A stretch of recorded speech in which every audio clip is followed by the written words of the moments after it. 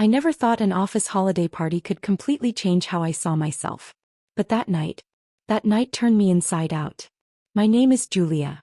I'm 29 and I work in admin support at a mid-sized tech company. For years I was the definition of low profile. Quiet, dependable, always delivering my work ahead of deadline. But also invisible. No one asked about my weekend. No one noticed when I got a haircut. And honestly, I preferred it that way. After my last breakup, I didn't want attention. I didn't want anyone getting too close. The breakup had been brutal. We were together for almost 4 years. We talked about moving in together. He met my family. Thought he was the one. Until one afternoon, out of nowhere, he sat me down and said, "I think we've grown apart." Just like that. No warning. 3 weeks later, he was posting pictures with another woman, all smiles and hashtags. Crushed me. I felt small, discarded, like I wasn't enough. And worse, I felt ashamed of still missing him. That's where I was emotionally when the company announced our annual holiday party. My first thought was, not a chance. I didn't want to dress up, fake smiles, pretend to be festive. But my coworkers wouldn't let it go. "You need to get out, Julia. Come on, it's just one night." They wore me down. The night of the party, I stood in front of the mirror for a long time. Trying on dress after dress, hating how I looked. Until I found this dark emerald green one I'd bought months ago and never worn. It hugged me in the right places, made my waist look small, my curves defined. I curled my hair, did my makeup slowly like I was painting confidence onto my skin. And for a brief second, I felt something I hadn't felt in a long time. Pretty. The party was nicer than I expected. Dim lights, a good DJ, cocktails with way too much vodka. I found a corner table and tried to blend into the background. But people were dancing, laughing, taking selfies. And for the first time in forever, I felt like I didn't want to disappear. Then he walked in. Mark. He was the head of marketing. Confident, charismatic, always dressed like he belonged in a movie. The kind of guy who commanded attention just by entering a room. We'd spoken maybe twice, just quick, good mornings in the hallway. But that night, his eyes found mine across the room. And he smiled. I didn't think much of it at first. But a few minutes later he was walking toward me, drink in hand. "Hey Julia, right?" he said. "Didn't expect to see you here." His voice was smooth. "Come." I smiled. "Yeah, I almost didn't come. Last-minute decision." He sat down next to me. And just like that we started talking. About the party, the music, how terrible the coffee at work is. And then deeper stuff.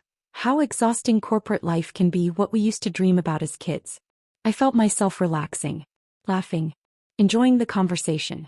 And when he leaned in and said, "You're full of surprises, Julia," I felt butterflies I thought had died months ago.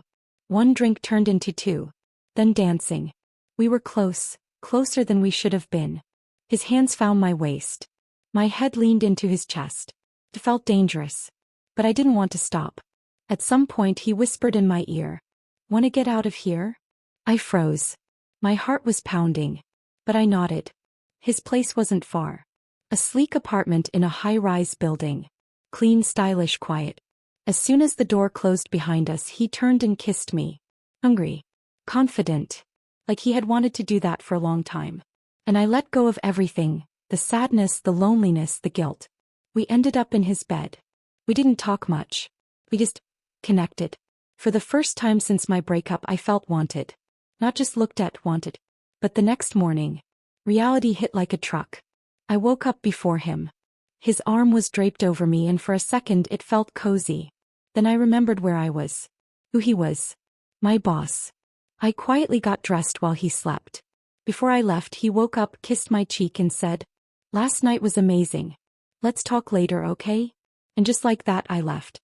The moment I stepped into the office on Monday, I felt watched. People were whispering. Someone must have seen us leave the party together. Maybe the receptionist. Maybe someone followed us on social media. Mark. He acted like nothing happened. Professional. Told. Like it was just another Monday. I kept telling myself it didn't matter. That I was fine. But I wasn't. I replayed everything in my head 100 times. Should I have left the party earlier? Was I just a one-night thing? But the worst part? I still thought about him. Still craved the way he made me feel that night. I hated that about myself. That's when I found an eBook, totally by accident, that claimed to help women break emotional patterns and reclaim self-worth. I bought it without much hope.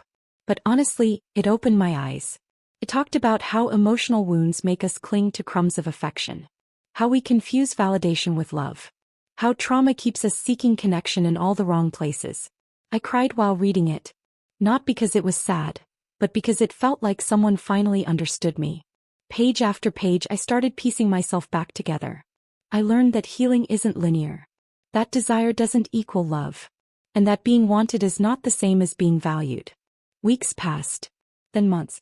Mark never brought that night up again. And I stopped waiting for him to. I started focusing on myself. Bought myself flowers. Took solo walks. Redesigned my life around what I wanted, not what I thought I needed from others. That night with Mark? It wasn't a mistake. It was a mirror. It showed me where I was still broken. But more importantly, it showed me where I needed to grow. If you've ever been in a messy situation like this, if you've ever made a decision that left you feeling confused or ashamed or just lost, you're not alone. Drop a comment below. Let's talk about it. Because sharing these moments makes us stronger. And if this story connected with you, please like the video, subscribe to the channel, and turn on notifications for more raw and real stories about love, heartbreak, and healing. Oh, and if you're ready to rebuild your confidence like I did, the same ebook that helped me is linked in the description below. It's on special offer right now, so don't miss it. Thanks for listening. You're stronger than you think.